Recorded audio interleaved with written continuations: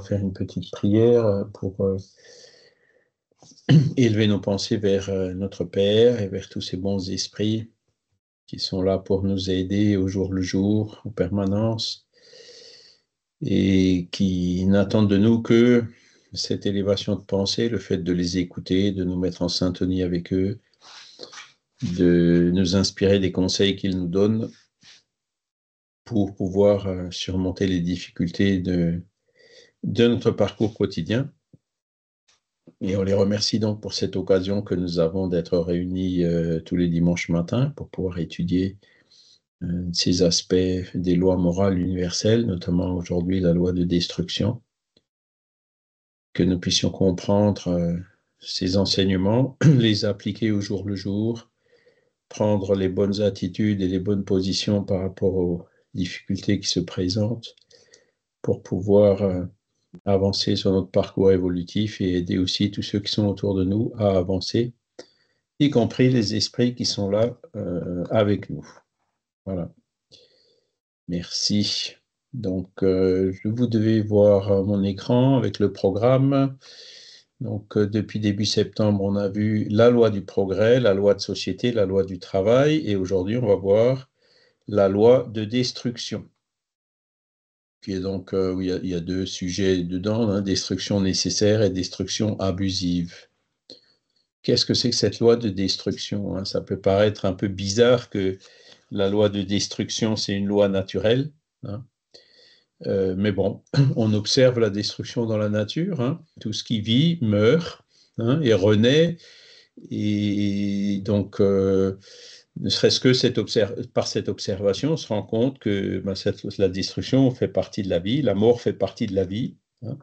Et donc, on va essayer de comprendre un peu mieux pourquoi cette destruction qu'on observe dans la nature, hein.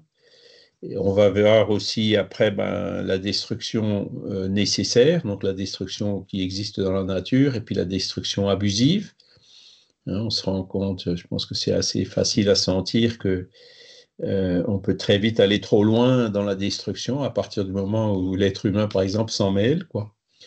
Et on va indiquer les différents types de fléaux destructeurs qui arrivent et analyser donc le pourquoi ainsi que leurs conséquences sur le plan moral. D'accord?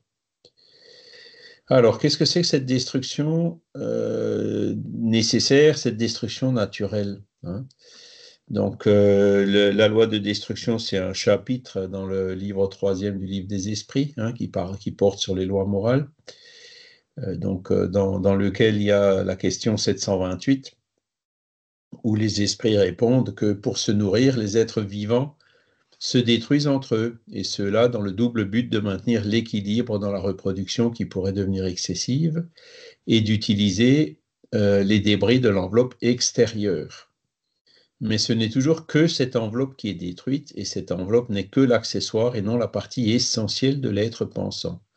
La partie essentielle, c'est le principe intelligent qui est indestructible et qui s'élabore dans les différentes métamorphoses qu'il subit. Donc, il y a beaucoup de choses qui sont déjà dites dans cette première phrase, hein.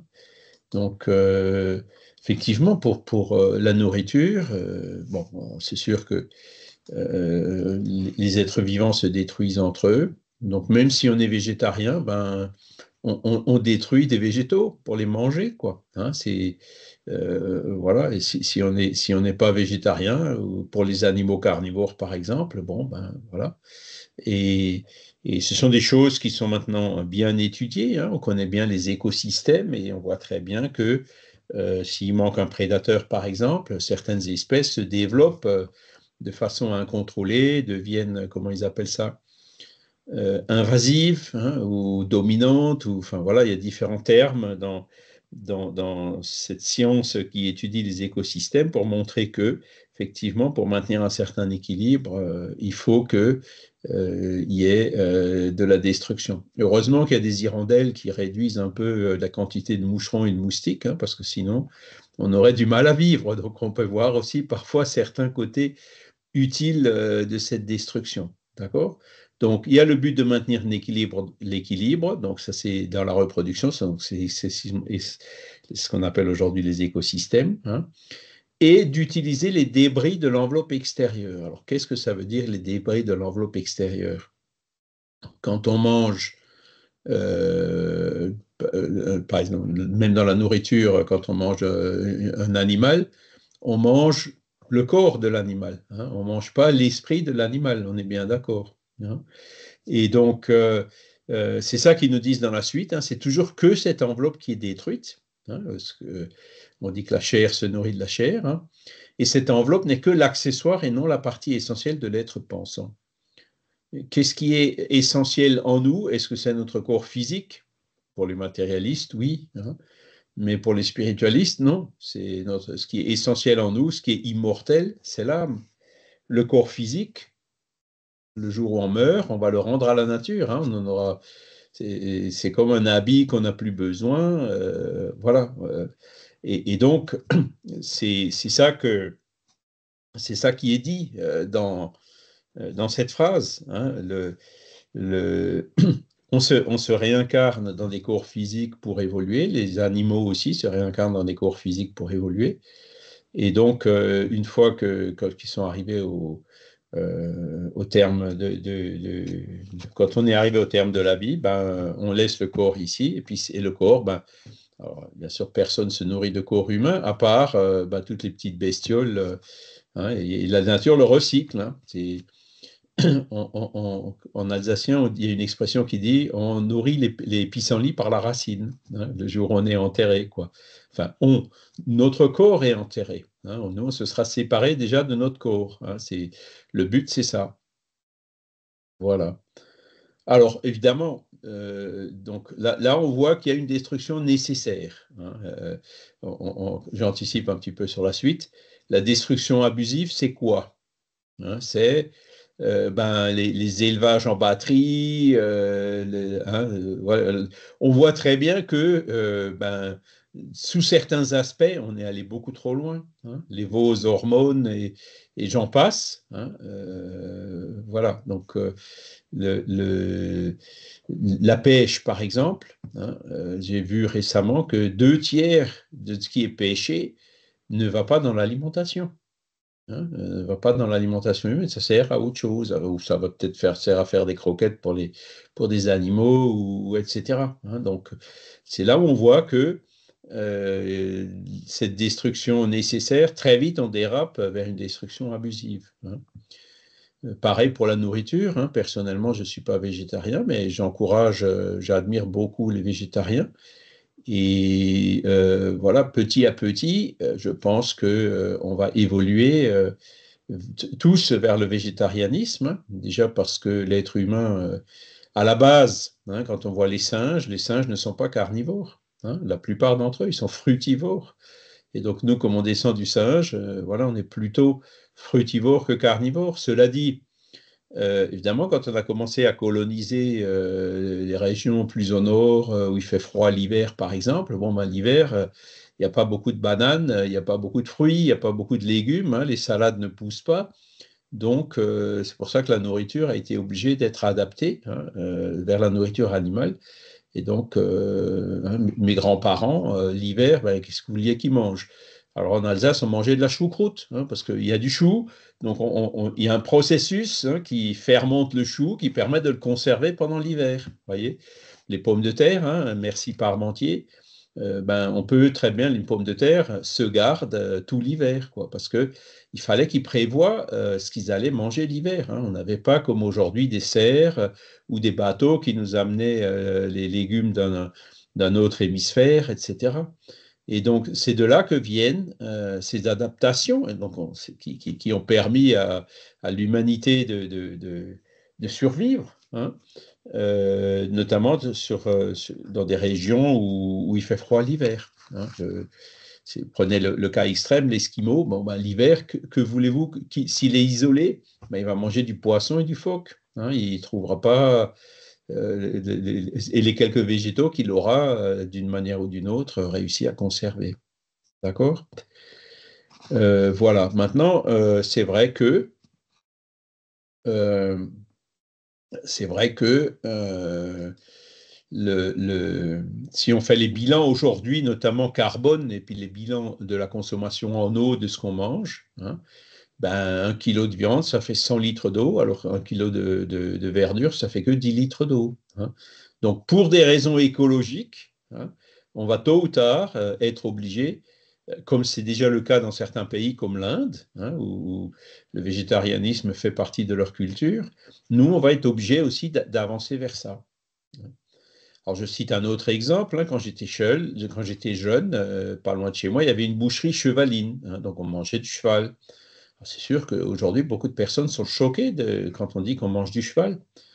Mais à l'époque, revenez à l'époque de Kardec, par exemple, hein, 150 ans en arrière, il n'y avait pas de voiture. La traction dans les grandes villes, à Paris, c'était la traction animale. Et les chevaux, une fois qu'ils avaient pris de l'âge, qu'ils ne pouvaient plus servir pour tirer les diligences et les charrettes, eh ben, on les abattait et comme il y avait des difficultés dans Paris pour trouver à manger pour tout le monde, plutôt que de laisser pourrir la carcasse du cheval, eh ben, on la mangeait. C'est de là que vient la nourriture qu'on mange du cheval. Voyez. Donc ça, c'était à l'époque quelque part de l'optimisation, hein, je ne veux pas dire de l'opportunisme, mais de l'optimisation. Aujourd'hui, c'est sûr que élever des chevaux en batterie pour venir les transporter par wagon bon, c'est autre chose, hein. On voit que, encore une fois, il y a la destruction nécessaire et on peut aussi très vite basculer vers le superflu. On peut parler de la même chose au niveau de la chasse, etc. Hein. Voilà. Mais ce qu'il faut bien comprendre, c'est qu'on ne mange pas l'esprit du cheval, on mange que son corps. Hein. Voilà. Et même les plantes, hein, parce qu'il y a des personnes végétariennes qui sont parfois un peu radicales, hein, qui disent c'est absolument inadmissible, voilà, faut plus. Alors, du coup, ben, ils avancent en disant pourquoi on coupe les chênes en montagne, bon, ben, en forêt. Je dis oui, mais t'as pas de meubles en bois chez toi. Vous voyez, faut pas non plus tomber dans l'autre extrême, quoi. Faut trouver chaque fois les justes milieux, quoi. Hein. La sylviculture, bien gérée, c'est pas comme brûler complètement la forêt amazonienne pour planter du soja transgénique pendant 3 4 ans, et après, quand les sols sont morts, laisser ça se transformer en désert. C'est pas de ça qu'on parle, quoi. Une sylviculture bien gérée, comme on peut l'avoir chez nous, bon, ben voilà. Le chêne est entre guillemets mûr, hein. C'est nos grands-parents qui l'ont planté, hein, puisqu'un chêne arrive à maturité au bout de presque une centaine d'années, hein. Bon, ben voilà, on le coupe, et puis d'un autre côté, on en replante pour que nos petits-enfants puissent, eux aussi, se faire des meubles ou des chaises avec du bois de chêne, quoi, ce qui sera beaucoup plus écologique que de les faire en plastique ou en métal. Voyez? Donc tout est une question de...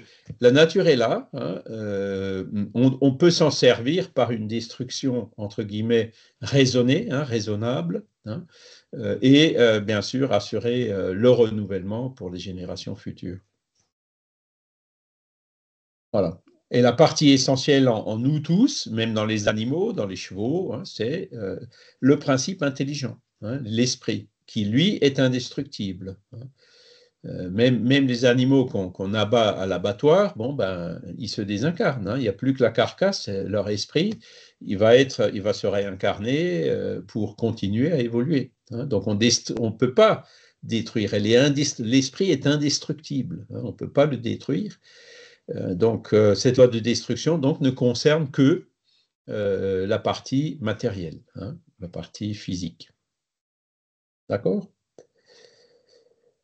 Alors, 728 toujours.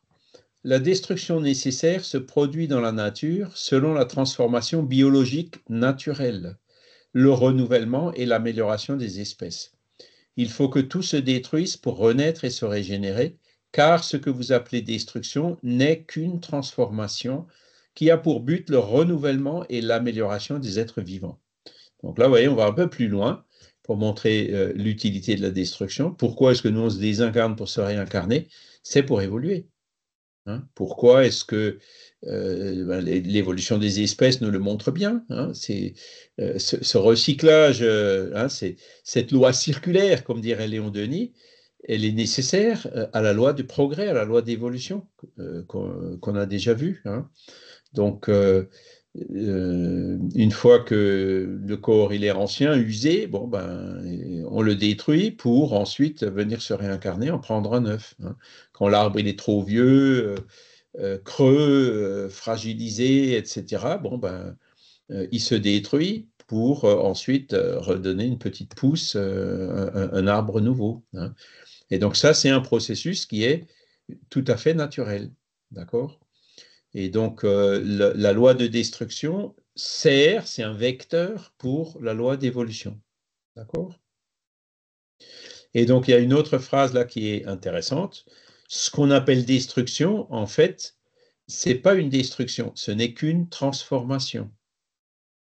Vous voyez, c'est la manière, on comprend mieux hein, quand on voit la loi de destruction, bon, ben, ça choque un peu, mais non, une fois qu'on a vu cette loi circulaire, hein, le, le- le- ben, même au niveau annuel, hein, je vois un arbre avec de belles feuilles, bon, ben, bientôt les feuilles vont devenir, vont sécher, elles vont tomber, hein, donc c'est quelque part une destruction. Je me souviens de mon épouse quand elle est venue ici, ça l'attristait beaucoup l'automne de voir, mais l'arbre, il a plus de feuilles et tout. Ben oui, mais c'est comme ça. Hein. Et puis, donc au printemps, hop, il y a les petits bourgeons qui viennent pour refaire de nouvelles feuilles avec les branches qui se développent, etc. Hein.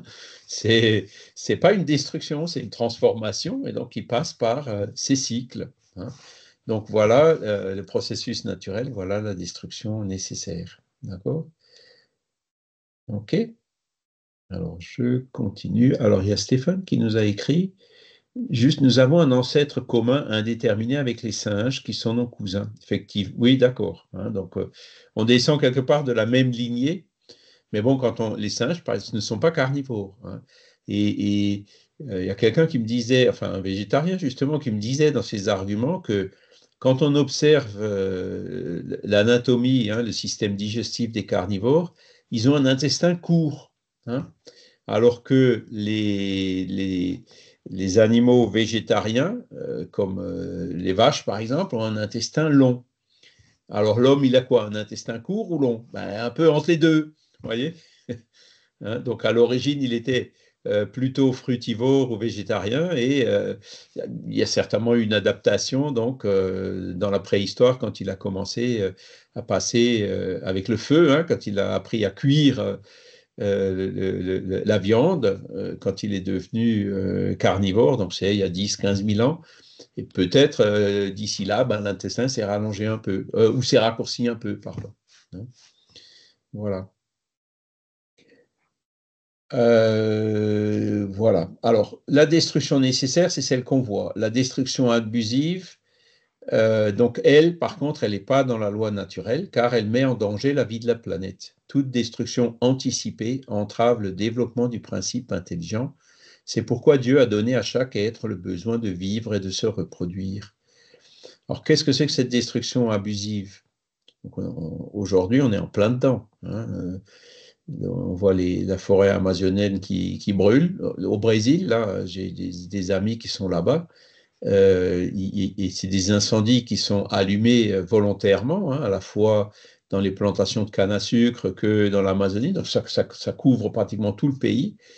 Et donc il y a quelqu'un qui me disait encore hier que ben, ça fait des quantités de fumée énormes qui parfois se déplacent et ils se retrouvent dans une espèce de brouillard. Ça sent un peu le brûlé et puis voilà, et à la limite d'utiliser un masque pour se protéger des particules qui sont dans l'air. Donc là, on voit clairement, ça va trop loin. C'est de la destruction abusive. Hein. Les élevages en batterie, bon, c'est de la destruction abusive aussi. Hein. Et ils vont même plus loin en disant toute destruction anticipée entrave le développement du principe intelligent. Hein. Donc, chaque fois qu'on tue, entre guillemets, un animal de façon anticipée, ça va quelque part entraver son principe, l'évolution de son principe intelligent. Nous-mêmes, hein, les êtres humains, quand on fait des choses pour abréger notre vie, hein, les suicides indirects, genre tabac, alcool ou autre, ou même le suicide, ben, on entrave en fait le développement de notre âme, hein, puisque on avait un corps qui nous servait à évoluer, et puis on décide d'interrompre avant la fin naturelle de ce corps. D'accord? Alors c'est sûr que, bon, voilà, typiquement quand on mange du veau, hein, le veau, c'est une destruction un peu anticipée quand même, hein. Vous voyez ce que je veux dire, hein, et d'ailleurs, quand on regarde écologiquement parlant, la viande de veau, c'est la pire, hein. C'est celle qui fait le plus de carbone, le plus de méthane, le plus qui consomme le plus d'eau, hein. Donc, voilà. Après, même dans la nourriture animale, on peut mettre des priorités pour se concentrer plutôt sur ce qui est le moins préjudiciable à la nature. Michel? Et oui, c'est vrai que la définition de la destruction anticipée, peut-être qu'il faut clarifier un peu, je ne sais pas, parce que destruction anticipée, ça veut dire quoi? Dès qu'on va tuer un animal pour se nourrir, est-ce que c'est une destruction anticipée de cet animal, du coup, qui empêche son principe intelligent de se développer? Ça peut aller jusque-là, la destruction anticipée, ce qui veut dire que toute destruction faite par l'homme est-elle une destruction anticipée? Quelque part, tu n'as pas tout à fait tort, hein. Bon, alors, on revient pareil un siècle en arrière. Le cheval qui était trop vieux pour tirer les charrettes, bon, c'est sûr, il aurait pu encore paisiblement brouter dans des champs pendant quelques années, hein. Et donc, la destruction, elle est anticipée. Maintenant, comment dire, l'animal carnivore en forêt qui attrape un autre animal et puis qui le tue, tu vois, est-ce que ça peut aussi quelque part être considéré comme une destruction anticipée et pourtant celle-là, elle est quand même naturelle, tu vois. Moi, je pense Voilà, en fait, il faut trouver là le juste milieu, c'est-à-dire, voilà, de dire condamner, encourager le végétarisme, c'est bien, hein, et la nourriture animale, elle n'est pas condamnable, hein, mais elle le devient quand elle est abusive, quoi, hein. Si on mange de la viande rouge matin et soir, 7 jours sur 7, là, c'est peut-être beaucoup, hein. C'est là où il faut se poser la question, est-ce que c'est vraiment, est-ce qu'on n'est pas un peu dans l'abus, quoi. Donc tout est une question de trouver le juste équilibre, hein, mais c'est vrai que pris à la lettre, hein, cette phrase-là, elle va loin, hein. elle va loin, oui, c'est ça, Elle hein. va loin, c'est ça. Voilà. Et alors la destruction abusive, bon, on a plein de... c'est des fois indirect, hein. Il y a du pétrole, bon, ben, on prend le pétrole, on l'utilise. Pareil, il faut l'utiliser à bon escient, hein. C'est ce que je dis toujours. Celui qui prend la voiture, un gros 4x4 à 200 chevaux pour emmener le gamin à l'école à 5 km ou pour aller acheter le pain à 2 km parce qu'il est soi-disant un peu meilleur que celui qui est juste à côté, bon, on voit très bien que ça va peut-être un peu trop loin, quoi, hein. Il vaut mieux aller amener le gamin à l'école qui est à 500 mètres à pied, hein, ou en vélo, hein, trouver des moyens plus adéquats. Maintenant, c'est confortable, ah, bah, il pleut ou il fait froid. Voilà, on a toujours de bonnes raisons pour dire, bon, bah, on y va. Mais quelque part, hop, le carbone se retrouve dans l'atmosphère et qu'est-ce qui se passe? Ben, vous avez des phénomènes climatiques extrêmes. Donc, de hier, vous avez les inondations au Japon. Avant-hier, vous les aviez en Italie. Avant-avant-hier, elles étaient en République tchèque et en Pologne. Voilà, hein. Il y a des feux de forêt au Portugal, il y en a au Brésil. Bon, on voit clairement qu'on est allé trop loin, hein. Enfin, on le voit. Je pense que la prise de conscience, maintenant, c'est faite. Il y a des gens qui le nient, hein, qui sont encore dans le déni de ce réchauffement climatique lié à l'activité de l'homme, hein. Mais bon, on peut de moins en moins le nier. La science le démontre de façon de plus en plus claire. Mais est-ce que nous, vraiment, on fait quelque chose pour réduire notre consommation, hein? Bon, pas de trop, hein, pas de trop. Certains le font, hein. Bon, certains ne peuvent pas le faire, hein. C'est sûr, moi, pendant que je travaillais, je n'avais pas le temps de chercher du bois en forêt. Mais maintenant que je suis à la retraite, ben, je vais chercher du bois en forêt. Je m'arrange avec le garde forestier. Le bois qui est perdu, hop, je vais récupérer. Et puis, ben, l'hiver dernier, j'ai chauffé pratiquement que avec du bois. La chaudière était coupée pratiquement tout l'hiver. Vous voyez? Donc, j'essaye à mon niveau, hein, à mon humble niveau, d'apporter quand même une petite contribution, de faire ce que je peux de mon côté pour limiter la consommation. Voilà. Et donc, c'est quelque chose qui, bon, voilà, il faut que les industries polluent moins, il faut que ci, il faut que ça. Non, il faut avant tout que nous, on commence déjà à donner l'exemple, hein. Parce que l'industrie qui pollue, bon, ben, c'est nous qui consommons l'acier, le ciment, les voitures, tout ce que cette industrie produit, hein. Voilà. Et donc, alors, c'est pas des sujets qui sont très populaires, hein, je sais, parce qu'il s'agit de se serrer la ceinture un petit peu. Mais bon, il vaut mieux qu'on s'y habitue petit à petit, progressivement, dès maintenant, de façon réfléchie et voulue, que de le subir le jour où vraiment on sera dans la crise. Parce que là, forcément, ça fera beaucoup plus mal, hein. Voilà. Il vaut mieux amortir la chute, entre guillemets, en anticipant le plus possible, justement par cette réflexion concernant cette destruction abusive, hein. Et ça, c'est vraiment l'exemple, hein, le réchauffement climatique, hein, où on voit qu'il ben, il faut qu'on change nos méthodes de consommation. Évidemment, si on consomme moins, c'est pas bon pour le commerce, c'est pas bon pour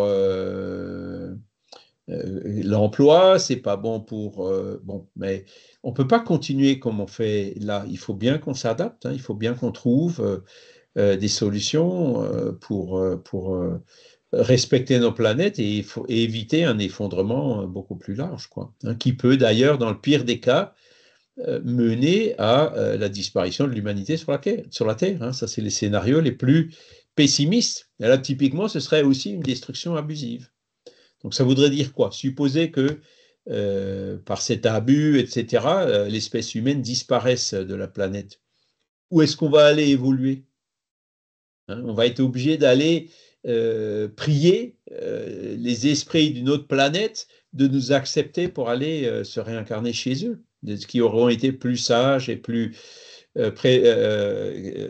préventifs que nous pour la conserver, hein, c'est ça. Donc, il faut y réfléchir, hein, et surtout quand on sait que les enfants de nos petits-enfants, c'est nous, ce sera nous, hein. Ok, le réchauffement climatique, ouais, ça ne me concerne plus, c'est en 2100, mais hein, où est-ce qu'on sera en 2100, hein? On sera peut-être déjà revenu, hein. Donc voilà, c'est ça qu'il faut avoir en tête et donc agir maintenant, faire tout ce qu'on peut maintenant, hein, pour éviter à tout prix cette destruction abusive sous quelque forme que ce soit. Ne serait-ce que pour la nourriture. Tiens, Michel, tu as encore la main levée? Ou tu as toujours la main levée? Ne serait-ce que dans la nourriture, l'alimentation, hein. Ben, suivons le conseil de Emmanuel, là, Chico Xavier, il faut manger la moitié, hein. Moi, je me rends compte que j'ai considérablement réduit mon alimentation. Je m'en porte à merveille, hein. 15 kilos de moins, des fois, vous avez l'impression de vous envoler. Et puis, aujourd'hui, je me rends compte, avec l'arthrose et tout qui vient, heureusement que j'ai plus ces 15 kilos à trimballer, hein. Donc, voilà, hein, manger moins, gaspiller moins de nourriture, hein, là aussi, il y a les statistiques qui disent que pas loin de la moitié de ce que les gens achètent finit à la poubelle, quoi. C'est incroyable. Enfin, pas chez moi, en tout cas, hein. Moi, je suis assez vigilant par rapport à ça. Mais bon, voilà. On a beaucoup de potentiel pour réduire cette destruction abusive. Et je dis vraiment, il faut que ce soit dans notre conscience, quoi. Il faut que ce soit quelque chose, une habitude qu'on essaye d'acquérir, hein, de maintenir, voilà, d'éviter toute forme de gaspillage, de couper tout ce qui est superflu. Voilà. Maintenant, on va parler donc, alors ça c'est la destruction naturelle nécessaire, la destruction abusive. On va parler des fléaux destructeurs, hein. Alors, dans les fléaux destructeurs, hein, on nous dit clairement, il y en a deux types, hein, des fléaux destructeurs naturels et des fléaux qui sont provoqués par l'homme. Parmi les fléaux destructeurs, naturels et indépendants de l'homme, il y a la peste, la famine, les inondations, les intempéries fatales aux productions de la terre. Il y a aussi, par exemple, les tremblements de terre, les séismes, les tsunamis, hein, bon, ce sont des fléaux destructeurs qui causent beaucoup de transformations, donc de décès, hein, qui sont indépendants de l'homme. Alors là, quand on dit, par exemple, la peste, bon, on se remet à l'époque de Kardec, la médecine n'avait pas encore fait les progrès. À l'époque, on mourait beaucoup de la peste et du choléra, hein, on est bien d'accord.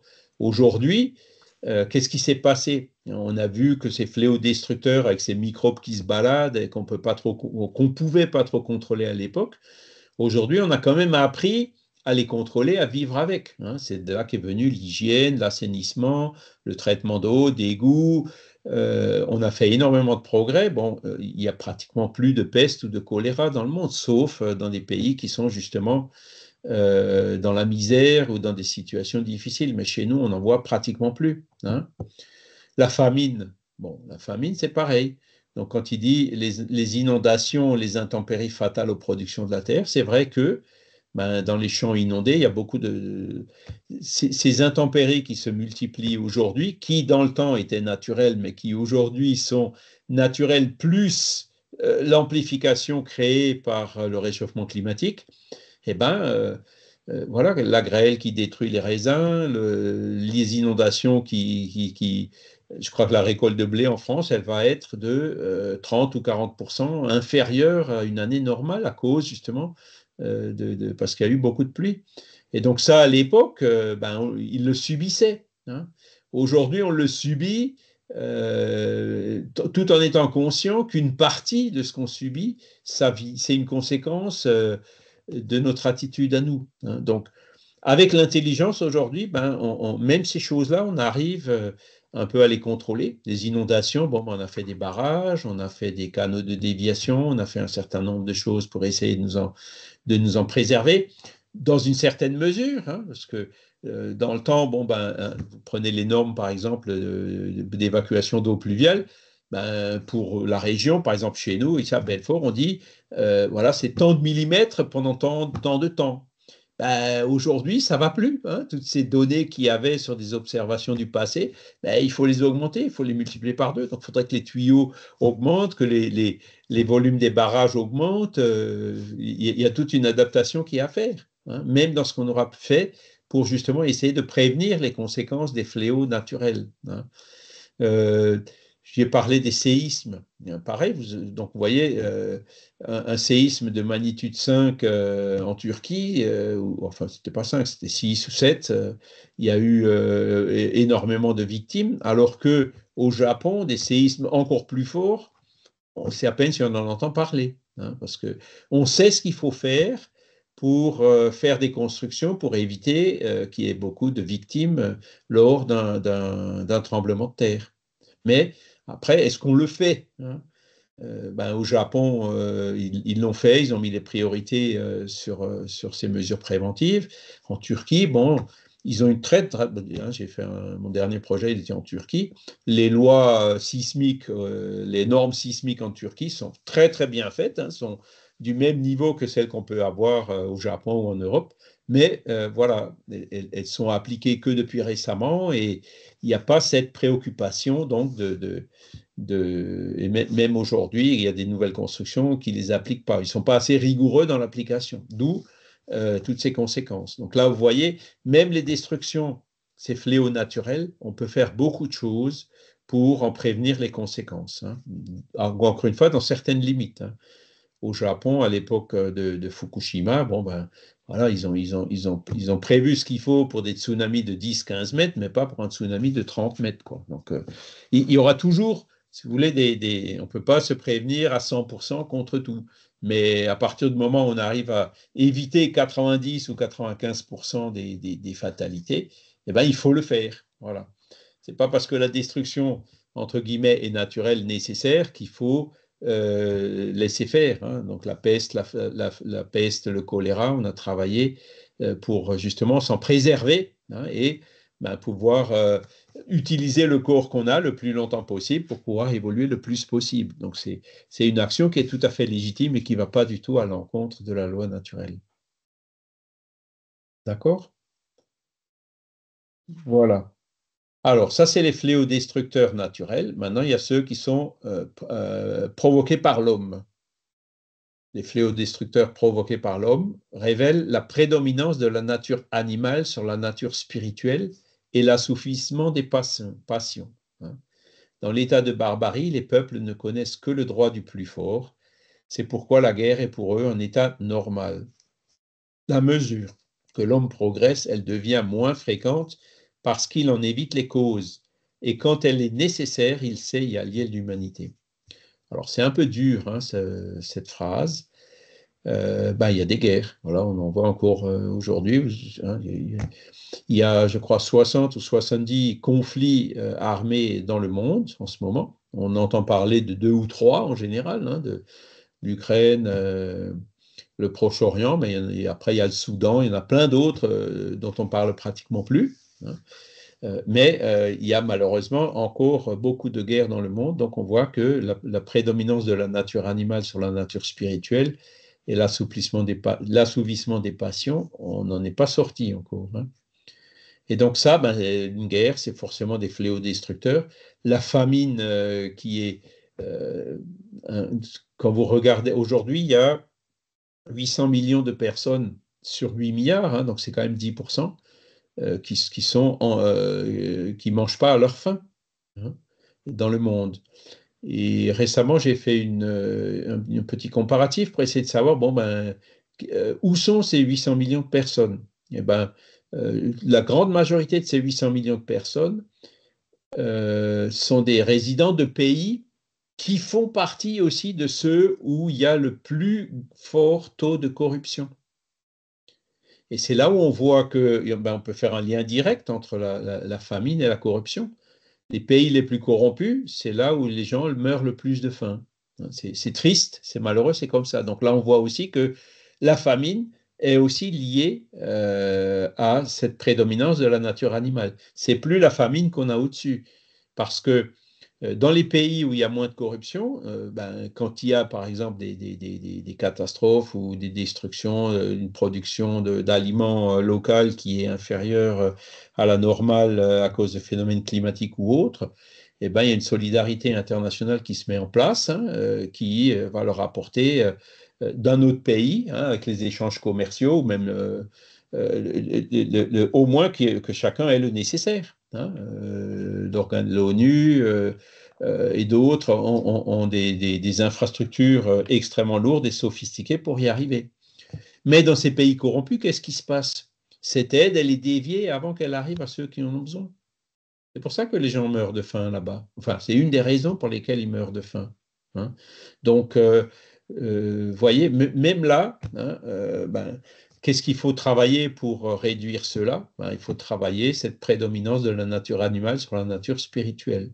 Il faut qu'on soit de plus en plus conscient qu'on a une âme, que tout ce qui est matériel, c'est passager, hein, et que voilà, l'assouvissement des passions, ça apporte peut-être quelques satisfactions éphémères dans l'immédiat, mais ça attire beaucoup plus de déboires dans le futur et dans la vie spirituelle. Hein. Donc, à partir du moment où... C'est là-dessus qu'il faut travailler, hein, en gros, que les gens deviennent meilleurs. Et pour que les gens deviennent meilleurs, il faut déjà qu'on commence par chacun doit commencer par soi-même, hein, essayer de devenir meilleur soi-même. Et c'est comme ça que de proche en proche, il y aura l'encouragement pour que les autres le deviennent également. Voilà. Et donc, quand l'homme progresse, effectivement, il arrive à en éviter les causes. Hein. On a eu des guerres terribles en Europe, hein, la guerre de 70, la grande guerre napoléonienne, hein, la guerre de 1870, la guerre de 14, Première Guerre mondiale, Deuxième Guerre mondiale.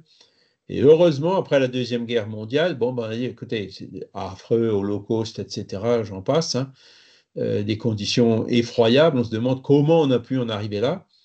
Il y a quand même eu des actions qui ont été prises, hein, comme c'est dit là, hein, euh, pour dire ça suffit, maintenant on n'en veut plus. Hein. Entre autres, il y a eu le plan Marshall, il y a eu la communauté européenne, il y a eu un certain nombre de choses qui ont été mises en place, justement pour éviter que la guerre se reproduise en Europe. Est-ce qu'on est complètement immunisé? Peut-être pas.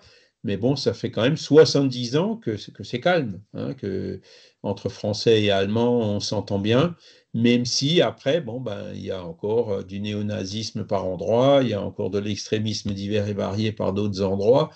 Donc, on n'est pas complètement sorti du risque zéro, hein, mais il y a quand même eu un grand progrès de fait, hein, pour avoir cette paix au moins ici. Et donc ça, c'est des choses qu'il faudrait généraliser, hein.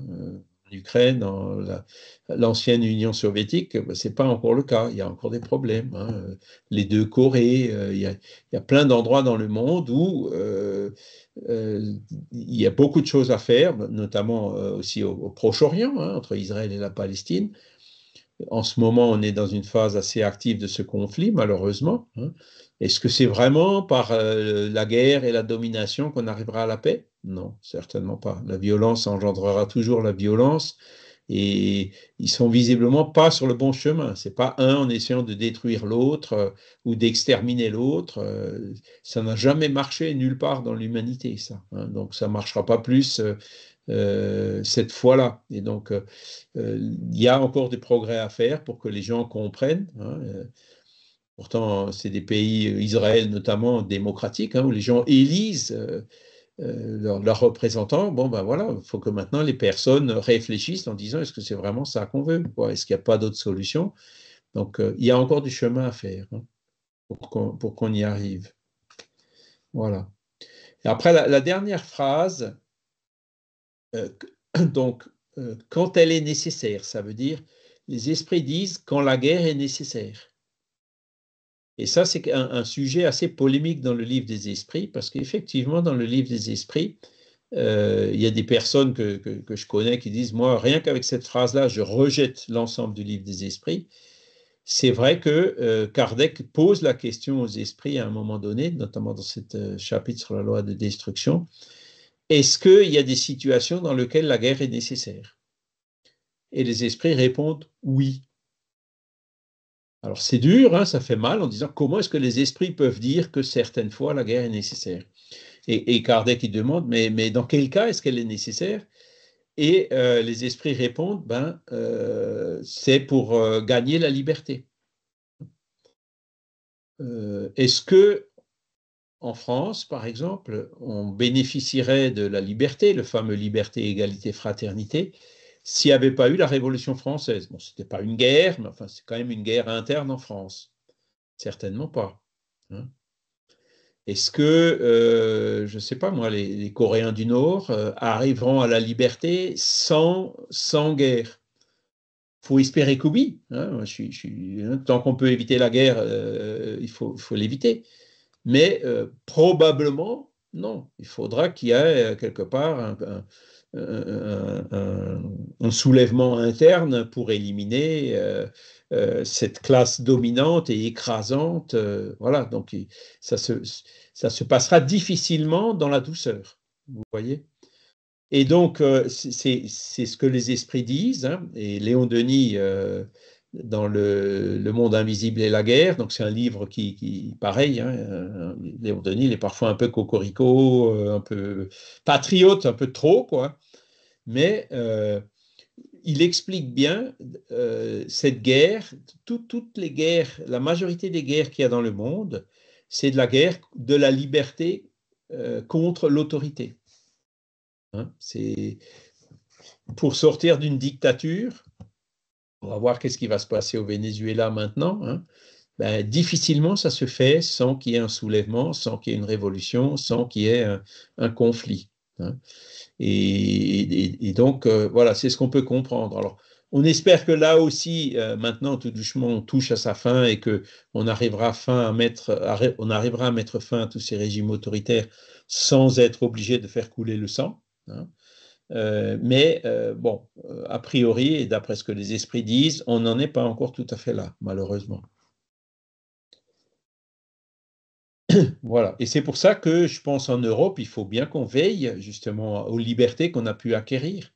La liberté, ne pas en abuser et surtout ben, rester vigilant par rapport à toutes les manipulations qu'il peut y avoir pour nous faire peur, pour nous pousser justement à prendre des positions un peu extrêmes qui, elles, sont dangereuses justement pour notre liberté, hein. Vous voyez, au niveau, il y a eu une alerte en Pologne, en Hongrie, l'Italie même en ce moment, hein, où très vite, hein, hop, ils ont muselé la justice, ils ont muselé la presse. Vous voyez, si on ne fait pas attention, on se retrouve vite, Hugo Chavez, hein, dans des situations de dictature qui reviennent, quoi, de pouvoir autocratique et autres. Donc, à nous de veiller à toutes ces choses-là, hein, défendre justement nos libertés. En France, je pense qu'il n'y a pas trop. On court aussi le risque, hein, c'est sûr, hein, parce que on a vu par exemple même aux États-Unis, hein, une fois que vous avez quelqu'un d'un peu plus extrémiste qui est au pouvoir, même en perdant les élections, ça ne s'est pas passé complètement dans la douceur, hein. C'est une fois qu'ils sont là, on a du mal à les faire partir, hein. Donc, il faut être prévenu, hein, en disant, bon, voilà, essayons quand même de rester dans des régimes démocratiques et évitons tout ce qui est liberticide, sans pour autant tomber dans l'extrait inverse, comme on a vu dans la loi de liberté, hein. Abuser de la liberté, ben, c'est la perdre, hein. Voilà. OK. Après, bon, dans les fléaux destructeurs, il y a un autre exemple qui est assez récent, c'est la pandémie, hein. Il y a quand même eu dans le monde 5 millions de morts, je crois. En France, je ne sais plus comment c'était. Non, c'était pas 500 000. 500 000, c'était au Brésil. En France, on a eu 100 et quelques mille décès à cause de la pandémie, hein, si je me rappelle bien. Donc bon, alors il y en a qui disent, ouais, ça fait pas plus de morts que la grippe. Bon, ok. C'est pareil, il faut pas minimiser les choses, hein, parce que Belfort, c'est à 40 km de Bourg-Tuilère où il y a eu le premier cluster, hein. Et donc, nous, ici, on l'a vu, hein, les gens qui étaient dans le couloir ou dans la cour du croque-mort parce qu'il n'y avait plus assez de place à l'intérieur. On a vu toutes ces choses-là, hein, l'hôpital de Mulhouse avec les urgences qui étaient, les soins intensifs complètement saturés, les médecins qui étaient obligés de faire des choix. Bon, bah là, désolé, vous avez plus de 70 ans ou de 80 ans, donc vous n'aurez pas. On a connu ça, hein, donc quelque part, il y a quand même, même si, bon, c'était un impact relativement, entre guillemets, limité, hein, ça faisait moins de morts qu'une grippe saisonnière, hein, peut-être, mais c'est quand même quelque chose qui a fait très mal. Et moi, je peux vous dire, hein, mon voisin, son épouse est morte du Covid. J'ai une amie à ma sœur qui est morte d'un Covid long, mais elle est quand même morte du Covid. Donc voilà, de dire que le Covid, hein, c'est quand même quelque chose qui a touché beaucoup de gens et mis beaucoup de gens dans le deuil, hein, d'accord? Alors, à quoi ça sert? À quoi ça sert ce genre de fléau destructeur? Eh ben, c'est la question 737, où les esprits disent les fléaux destructeurs frappent l'humanité pour la faire avancer plus vite. N'avons-nous pas dit que la destruction est nécessaire à la régénération morale des esprits qui puisent dans chaque nouvelle existence un nouveau degré de perfection? Mais ces bouleversements sont souvent nécessaires pour faire avancer plus promptement un ordre de choses meilleur et en quelques années ce qui eût exigé bien des siècles. Donc ça veut dire que si tout va bien, on est tous dans notre train-train, comme d'habitude, on n'est pas poussé à faire des efforts, hein. Par contre, s'il y a des fléaux destructeurs, des guerres, ou quand on a des difficultés comme la pandémie ou autre, ben effectivement, ça fait bouger, ça fait réfléchir, il y a beaucoup de consciences qui s'éveillent, hein, dans tous les sens d'ailleurs, hein, des consciences qui s'éveillent pour dire tiens, ben voilà, maintenant je suis coincé chez moi, j'habite à Paris, est-ce que c'est vraiment la vie que je veux, hein? Puis la réponse qui dit ben non, hop, il y a beaucoup de gens qui sont partis vivre à la campagne. Vous avez aussi beaucoup de gens qui sont devenus spirites au moment de la pandémie, qui se sont dit ben tiens, je vais commencer à réfléchir, qu'est-ce qui se passe quand on meurt, etc. Alors, c'est peut-être que 2 ou 3% de la population, mais 2% ici, 2% là-bas, 2% là-bas, ben on va arriver à une majorité et ça va nous faire évoluer. Si maintenant vous supprimez le Covid, ben la personne serait toujours encore dans son train-train et ne se serait pas remise en cause, hein.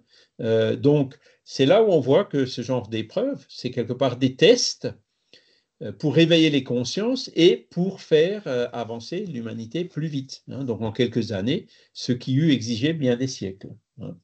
Alors, certes, hein, moi, je me souviens, pendant la pandémie, on avait le droit de sortir, je ne sais plus, c'était 1 heure pour aller promener les chiens ou je ne sais pas quoi, et à moins de 10 kilomètres ou 1 kilomètre de chez soi. C'était fantastique, hein. On marchait au milieu de la rue, il n'y avait personne. Les chevreuils descendaient de la forêt. Enfin, il y a des trucs incroyables, hein. Il y avait un ciel pur, bleu, dégagé. Je regrette un peu, hein, parce qu'aujourd'hui, ben, hop, je vais traverser la rue avec les chiens, ben, il faut regarder. Parfois, il faut attendre. Pourtant, je suis dans un petit village, hein, mais il y a tout le temps, partout, des bagnoles. C'est dingue, hein. Donc, hein, là, on sent, est-ce que hop, beaucoup sont évidemment revenus dans ce train-train quotidien, hein, mais il y en a quelques-uns qui au moins en sont sortis, hein. Donc, il y aura peut-être d'autres occurrences équivalentes ou similaires qui finiront par faire que les choses se recalment un peu, qu'on sort un peu de ce consumérisme effréné, hein, et pour arriver donc vers un ordre de choses qui est meilleur. Voilà. Alors, les guerres sont quand même encore nécessaires, mais à la question 743, les esprits complètent en disant les guerres disparaîtront de la planète. Donc, vous voyez, elles vont disparaître un jour. Elles sont nécessaires encore pour l'instant, mais bientôt, il faut espérer que ce bientôt arrive le plus vite possible, il n'y en aura plus. Et quelle est la condition pour ça? Quand les hommes comprendront la loi de justice et pratiqueront la loi de Dieu, alors tous les peuples seront frères. Vous voyez? Et donc, on va y arriver, hein, mais à nous de faire ce qu'il faut, hein, pour comprendre la justice, comprendre ces lois morales universelles, comprendre ces lois naturelles, et pratiquer, c'est-à-dire conformer notre attitude pour être le plus en possible en harmonie avec ces lois, hein. Donc, éviter la destruction abusive, hein, accepter la décision nécessaire, en tirer les conséquences, faire tout ce qu'on peut pour les prévenir, etc. Voilà, c'est comme ça que petit à petit, on y arrivera. Tous les peuples seront frères. Alors, je regardais encore le matin Euronews, là, il y avait un débat notamment sur l'immigration en ce moment. Alors, l'immigration, c'est vrai que c'est un sujet difficile, hein. Il y a beaucoup, beaucoup de problèmes et clairement, ce qui est un peu regrettable, c'est que c'est pas très bien géré, hein. Il y a beaucoup de manipulations qui sont faites par rapport à ça, hein, la peur de l'autre, la peur de la différence, hein, qui est malheureusement instillée au niveau des gens. Et toutes les conséquences politiques qui en découlent, hein. C'est aujourd'hui, je crois qu'il va nous y avoir des élections en Allemagne où clairement c'est les partis extrémistes anti-immigration, anti-ci, anti-ça qui ont le vent en poupe en ce moment, quoi. Donc voilà. Après, bon, par rapport à l'immigration, bon, il faut réfléchir, hein. C'est sûr que l'idéal, c'est toujours de faire de sorte d'éviter la corruption, par exemple, pour que ces personnes puissent avoir des conditions de vie raisonnables là où ils habitent, hein. Mais c'est vrai que après, dans les cas extrêmes, hein, la femme afghane, qu'est-ce qu'elle peut faire en Afghanistan? Alors, qu'est-ce qu'on fait? On dit, ben non, désolé, vous restez là-bas, on ne veut pas de vous ici. C'est un peu dur, quoi. On ne peut pas faire ça. Il faut se mettre dans leur peau, à leur place, hein. Quand on voit c'est les enfants, la mère qui voit partir leurs enfants en Afrique pour essayer, parce qu'ils ne trouvent pas de boulot, il n'y a pas de formation, il n'y a pas de, il y a pas, même quand ils sont formés, ils n'ont pas de travail, même quand ils ont du travail, ils ne sont pas payés. Enfin, c'est des conditions qui sont affreuses. Donc, ils risquent leur vie pour partir et nous on leur dit non, non, désolé, hop, retour à l'envoyeur. Il faut qu'on trouve un juste milieu, hein. Je ne dis pas qu'il faut ouvrir grand les portes à tout le monde, hein, c'est pas ça que je dis, mais il faut qu'on change d'attitude par rapport à ça, hein. On ne peut pas, surtout pas se laisser gouverner par la peur, parce que, voilà, non plus pas se laisser séduire par tous ces gens qui cherchent par la peur à nous manipuler, à quelque part à stimuler ce qui reste encore en nous d'égoïsme, ce genre de choses, quoi. Il faut dire non, stop, faut quand même faire le maximum pour trouver une solution raisonnable à ce problème. Sinon, tous les peuples seront frères. Est-ce qu'on est vraiment frère avec celui, est-ce que notre frère, on le laisse devant la porte quand il est dans la mouise? Non, hein. On va lui ouvrir la porte et on va essayer de l'aider. Donc, c'est comme ça qu'il faut essayer de voir les choses, même si c'est, je le répète, pas évident. Vincent?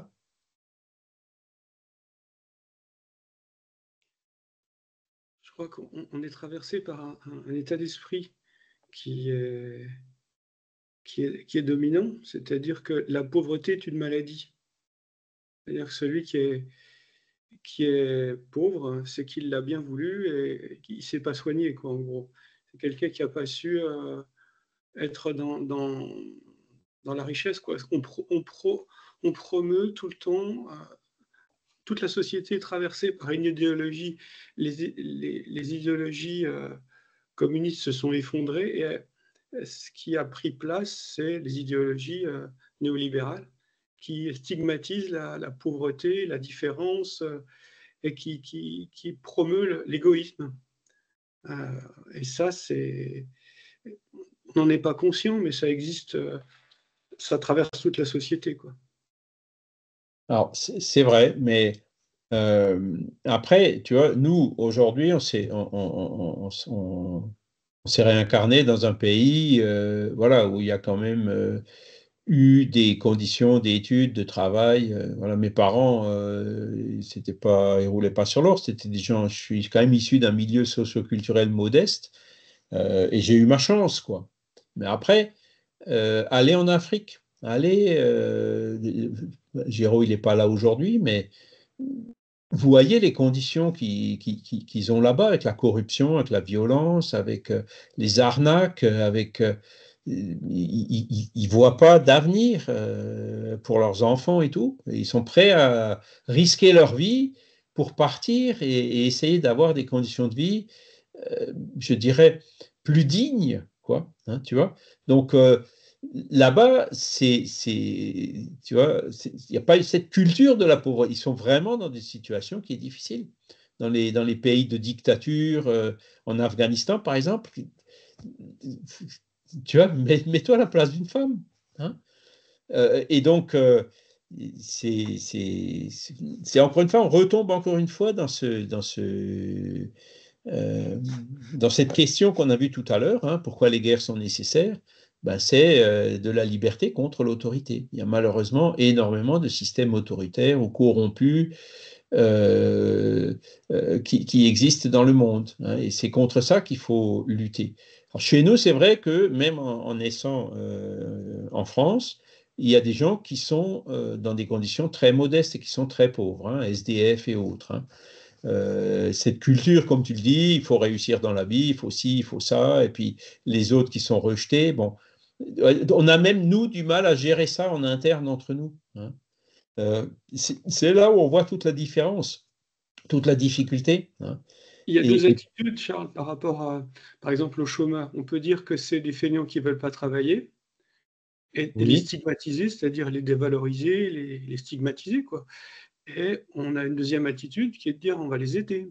Et oui, là, ce qui domine dans dans toute l'Europe, hein, et disons dans les pays riches, quoi, c'est qu'on stigmatise la personne qui est hors du système, qui est pas voilà, on considère que c'est de sa faute parce que c'est une façon de se déresponsabiliser de l'aide qu'on doit apporter aux gens en difficulté. La solidarité, l'empathie, tout ça. C'est une façon de ne pas être dans l'empathie, dans la solidarité, d'être dans une forme d'égoïsme. Et ce qui traverse toute la société, c'est quand même une grosse forme d'égoïsme. Hein. C'est tu es c'est pauvre vrai, parce c'est que vrai. c'est ta faute, tu es différent, bah c'est ta faute, tu es voilà. Et ça, c'est Et Vincent, le paradoxe, c'est que celui qui dit ça, hein, en fait, c'est de sa faute à lui, parce que lui, il fait rien justement pour aider. Hein. Parce que qu'il y ait des gens, des chômeurs professionnels, comme on dit, c'est vrai, il y en a. Hein. Alors, ils le sont pour différentes raisons. Il y en a qui le sont par pur opportunisme. Hein. Bon, ben voilà, ceux-là, effectivement, ils font un peu tache d'huile. Il y en a qui le sont par des problèmes psychologiques ou autres, hein, parce qu'ils se font pas confiance, ou parce que ci, ou parce que ça. Donc là, pareil, il faudrait effectivement les aider en leur tenant un peu la main, en leur montrant, non, regardez, vous êtes capable, etc. Après, il y en a qui ont eu des accidents de carrière, hein, et qui se retrouvent à un âge avancé, licenciés du jour au lendemain, et qui effectivement se trouvent dans des difficultés très grandes, ou par exemple des familles qui se séparent, monoparentales, qui tombent dans des situations. Tu vois, il y a des cas abusifs, mais il y a des cas qui sont réels. Et après, bon, aider l'un et pas aider l'autre, comment juger et faire la différence, c'est pas toujours évident. Donc, on a un système qui dit, bon, ben voilà, on aide tout le monde, hein. Alors, du coup, euh, le fait de trop faciliter les choses, effectivement, ça va un petit peu faire pencher la balance, hein. Je ne sais pas si c'est ici qu'on en parlait, ouais, parce que moi, je suis près de l'Allemagne, donc je vois ce qu'ils font là-bas, hein. Quand on va à Europa Park, on voit des personnes âgées qui ont déjà passé la soixantaine, qui ramassent les mégots et les papiers avec un espèce d'une tige avec et un sac, quoi, avec une pince en bas de la tige. Et ces gens-là, quand tu parles avec eux, quand on aborde un, tu dis, mais à l'âge que vous avez, vous êtes encore obligé de travailler. Il me dit oui, parce que je suis le Ein Euro Job, comme ils disent en allemand. C'est-à-dire que il est au chômage, hein, il touche toute l'assistance sociale nécessaire, mais il est obligé d'accepter en contrepartie un travail comme celui-ci, où il est payé 1 euro de l'heure. Alors, 1 euro de l'heure, évidemment, ça ne suffit pas pour vivre en Allemagne. Mais si, dès qu'il a besoin de quelque chose, par exemple, mon frigo est cassé, il me faudrait un nouveau frigo, ben, il lui amène un nouveau frigo. C'est-à-dire, il reçoit tout ce qu'il a besoin pour avoir une vie décente, mais on lui demande quand même d'avoir un travail. Donc, tu vois, il y a de l'aide, il reçoit tout ce dont il a besoin, mais il faut aussi qu'il fasse un peu quelque chose de son côté, hein. Alors, est-ce que c'est dévalorisant? Est-ce que c'est dégradant? Est-ce que ben, les personnes que j'avais vues, non, elles acceptaient de faire ça de bon gré en disant je suis content que je préfère ça que de rester sur la paille, quoi, hein. Donc, voilà. Il faut trouver le juste milieu. L'idée Mais que... quand on parle au niveau international, là, parce qu'on parlait des guerres, hein, euh, moi, ce que je crains, c'est que là, maintenant, avec le réchauffement climatique qui arrive, hein, on a une élévation des températures. Donc, je ne sais pas si vous avez vu, mais en Indonésie ou au Pakistan ou je ne sais où, il y a eu des vagues de chaleur terribles, hein, aux États-Unis aussi un petit peu. Et ben, chaque fois qu'il y a des épisodes comme ça, il y a de plus en plus de gens qui meurent. Et si vous mettez encore 1 degré de plus et encore 1 degré de plus, ben, chaque degré, vous multipliez par 10 le nombre de gens qui meurent. Et à un moment donné, il va y avoir un mouvement de panique qui dit, ben, on ne peut plus survivre dans ces températures-là, et il va y avoir des flux migratoires, mais qui seront beaucoup, beaucoup plus importants que ceux qu'on voit aujourd'hui, hein. Donc, comment ça va se passer à ce moment-là? Est-ce qu'on va faire des murs? Est-ce qu'on va tirer sur tous ceux qui viennent? Non, il va bien falloir trouver des solutions, hein. Et il faut qu'on y réfléchisse à toutes ces choses-là, parce qu'encore une fois, demain, ça peut être nous, hein. On peut très bien inverser les choses et nous être dans cette situation de dire ou tu restes là et tu meurs de chaud, ou tu bouges, hein. Donc on bougera aussi, hein, parce qu'on sait que si on reste, on meurt. Donc même si on a un risque de vie pour traverser les mers ou je ne sais quoi, ben, on tentera notre chance aussi, hein, c'est clair, en se mettant dans la peau des autres. Et c'est là où il faut arriver justement, hein, à comprendre cette justice, pratiquer la loi de Dieu et considérer toutes ces personnes comme des frères. Charles, tu es en train de parler d'une seule chose. Je pense que on est en panne parce que on a des projets, on nous projette dans la vie comme ayant tous des projets individuels, mais on n'a pas de projet collectif. C'est-à-dire qu'on ne parle pas des communs, on ne parle pas de ce qu'on met en commun, quels que sont les besoins, les, les besoins, par exemple, est-ce que l'électricité est un besoin commun? Est-ce que l'eau est un besoin commun? Ça n'est pas parlé. Et c'est vrai que on nous projette dans la vie comme voilà, il faut avoir une certaine forme de réussite égoïste, individuelle, mais il n'y a pas de projet collectif. Et ça, c'est bien notre panne. Il n'y a pas de projet collectif, donc du coup, l'autre devient un ennemi quand il n'est pas comme on voudrait qu'il soit, quoi. Et notre frère devient un ennemi. C'est quand même dingue, tu vois.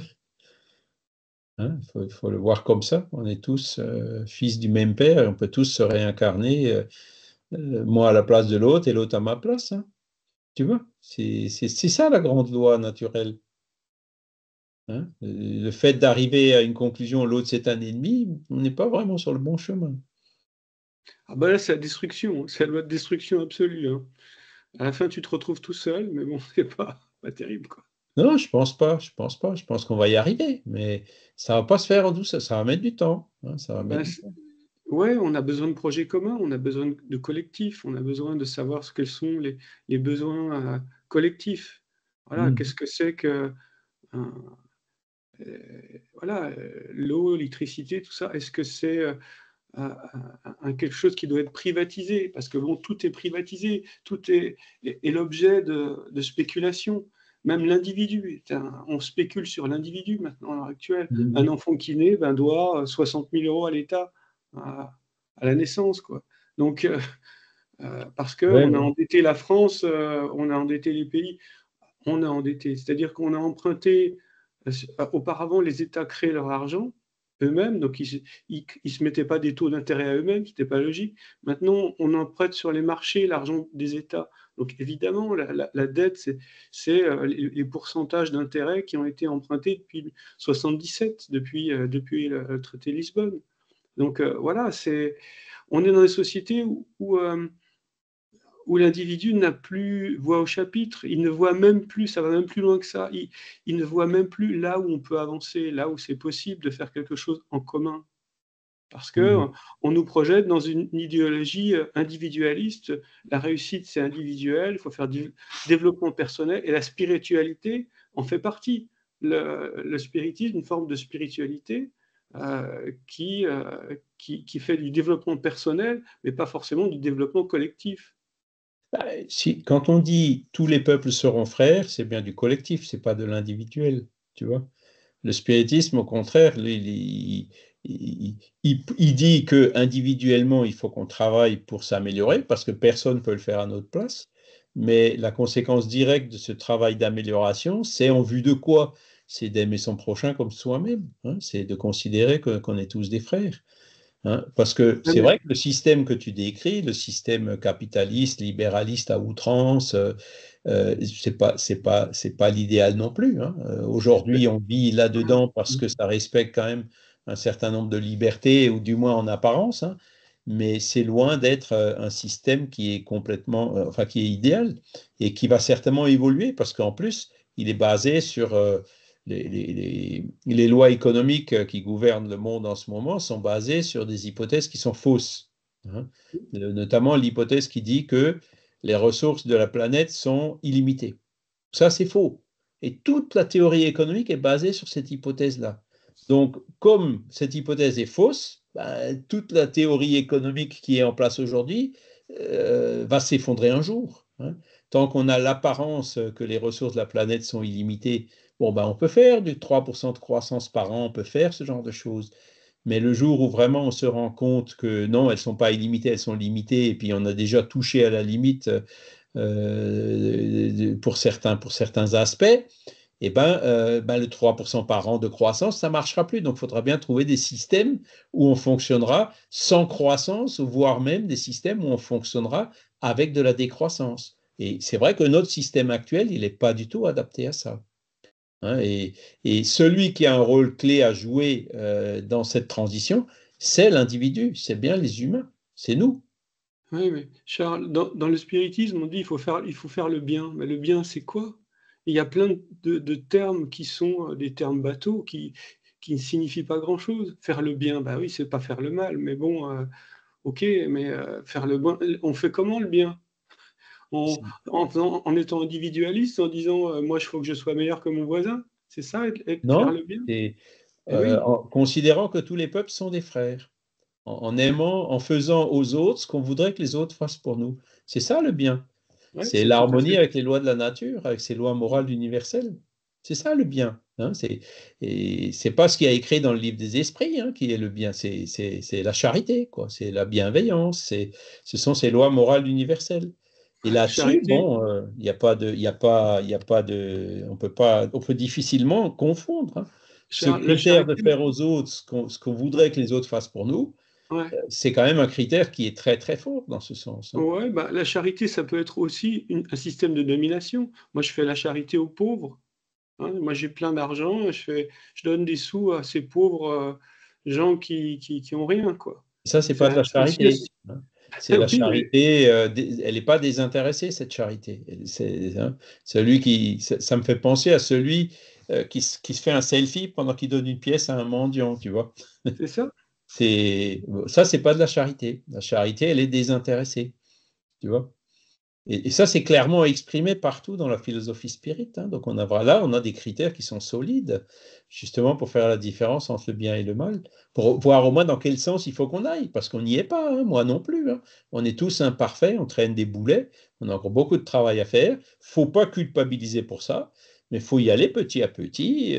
C'est vrai que là, j'ai encore tendance à penser parfois d'une certaine façon qui n'est pas optimale, et puis hop, ben après j'aurai un peu moins, un peu moins, un peu moins. Après j'aurai de nouveau des rechutes, hein, quand je me serai pris une bonne dose de manipulation. Et à un moment donné, je dirais, ça y est, maintenant j'y arrive, hein, maintenant je me laisse plus faire. Tu vois, je suis plus un mouton, je gobe plus tout ce qu'on me dit. Alors il y a des fois l'excès inverse, hein, des gens qui le font un peu par orgueil, hein, alors qu'ils sont pas du tout prêts, ils n'ont pas du tout les connaissances pour cela, ils n'ont pas encore la maturité pour ça. Mais travaillons justement à cette autonomie, à cette maturité qui nous permettra de devenir des acteurs qui iront dans le sens de la conformité avec ces lois morales et qui contribueront à toute la société qui les entoure. C'est ça l'idéal, c'est à ça que le spiritisme encourage. Ouais. On a le spiritisme en commun, alors c'est ça que tu nous dis? Entre autres, ouais, le spiritisme encourage à ça, mais ce n'est pas le seul, hein. Il y a beaucoup d'autres mouvements spiritualistes ou même non spiritualistes qui encouragent, qui poussent à faire du bien. Donc voilà, c'est le bien qui compte. C'est hors la charité, point de salut, hein. C'est pas hors le spiritisme, point de salut. Ouais, On mais revient toujours au même, hein. c'est des phrases du 19e siècle qui sont pas entendables. Tu dis ça à un jeune des banlieues, il va pas te comprendre, hein. Ben oui, parce Le qu'il quartier à est. côté, tu lui parles comme ça, le pauvre le jeune, mais il comprend rien. Tu en avais C'est comme si tu aussi lui au parlais 19e martien. siècle des gens qui comprenaient rien à ça, hein, tu vois. Mais bon, il comprendra forcément parce que, ou alors il viendra avec quelque chose de mieux. Et s'il vient avec quelque chose de mieux, ben on prendra. Mais tant qu'il continuera à dealer dans la violence et tout, bon, ben, on essaiera quand même, voilà. Or, la charité, point de salut, c'est quand même mieux que tout ce qui est violence, trafic et autres, hein, Ouais. tu vois, il n'y a pas photo. Et le jeune des banlieues, bon, ben, pareil, après, pourquoi il est comme ça? Ben, le père travaille, la mère travaille, souvent il se retrouve isolé dans la rue, sous de mauvaises influences. L'éducation nationale qui, non, c'est pas notre boulot, nous on fait de l'instruction, on fait pas de l'éducation. Après, il faut pas s'étonner qu'on arrive à avoir beaucoup de jeunes, de frères qui sont dans des situations compliquées, hein. Mais ce sont quand même des frères. Ouais. Ouais, ouais. Ce que je remarque aussi, c'est qu'il y a par exemple un retour des façons de faire auparavant. C'est-à-dire que remarque pas mal qu'il y a de jeunes femmes qui sont plutôt mignonnes, qui passent leur vie à chercher un homme qui a suffisamment d'argent pour se faire entretenir. Ou qui font un gamin avec cet homme pour dire voilà, bah, maintenant j'arrête de travailler, on a un enfant, faut que je m'en occupe. C'est les systèmes qu'on avait auparavant. Mhm. Pourquoi pas? Parce que tu vois, quand je parlais de décroissance tout à l'heure, ça peut peut-être passer par ça, quoi, en disant que est-ce qu'on est vraiment tous obligés de travailler? Hein, alors, je ne fais pas la différence entre hommes et femmes, hein, je connais des couples où c'est la femme qui travaille et l'homme il est à la maison à faire la cuisine et à garder les enfants, hein, les emmener à l'école et les ramener. Tu vois, mais effectivement, est-ce qu'on est vraiment. On est obligé d'avoir tout ça parce qu'on se crée des besoins factices, parce qu'on veut toujours chercher du superflu, hein. Mais est-ce qu'on en a vraiment besoin, tu vois? On arrivera très vite à trouver des solutions le jour où la croissance ne pourra plus être de 3% par an, le jour où il faudra se serrer la ceinture, etc. Alors, c'est sûr, pareil, prenez l'actualité, regardez ce qui se passe en Martinique en ce moment, hein. Ouais. Là-bas, les gens, ils ont des revenus assez faibles et puis les prix sont plus élevés que chez nous. Bon, ben, c'est sûr, la première réaction, c'est d'aller dans la rue en disant ça va pas, hein. Et malheureusement, quand les gens vont dans la rue, ben, il y a de nouveau de la violence. Et donc, c'est toutes ces choses-là qu'il faut chercher effectivement à gérer, à anticiper le mieux possible en trouvant des solutions équitables. Voilà. Pour éviter justement la destruction, parce que voilà, après, il y a très vite des victimes. Charles, on a des gens super écologistes, c'est dans les pays africains. Ils n'ont rien à manger, ils sont super écologistes. Ils Ça, roulent pas en voiture. Ben, c'est les pauvres qui sont les plus écologistes, hein. Celui qui, celui qui a les moyens, il roule avec une grosse voiture, il part en vacances en avion, et voilà, quoi. Il a une grande maison, alors qu'il est seul dans la maison, quoi. C'est vrai, c'est vrai. Ouais, voilà. Mais bon, après, les lois de destruction feront qu'à un moment donné, tout s'équilibrera. Mais pas forcément dans la paix et dans la joie et le bonheur, hein.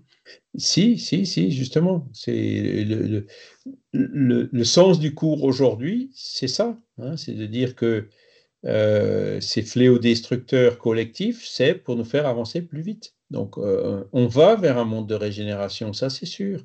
On ira vers la paix, ça aussi c'est sûr.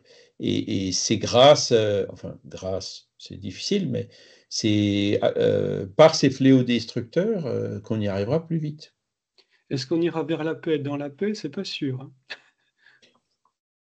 Il faut, ouais, si, on y va, on y va, on y va. Sur la Terre, en tout cas, on ira, ouais, ça c'est sûr. Ouais. Faut rester optimiste, hein. Voilà. Parce que le spiritisme nous en... et le pire, c'est que ça dépend que de nous, hein. Voilà.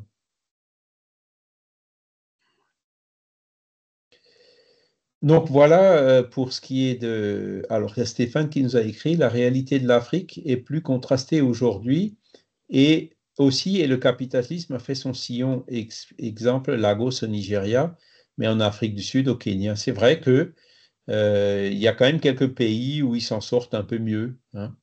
Voilà. Valérie nous décrit, il faut garder confiance dans l'homme, ben oui, dans l'esprit, hein, c'est ça. On a un potentiel d'évolution, la Terre va devenir un monde de régénération.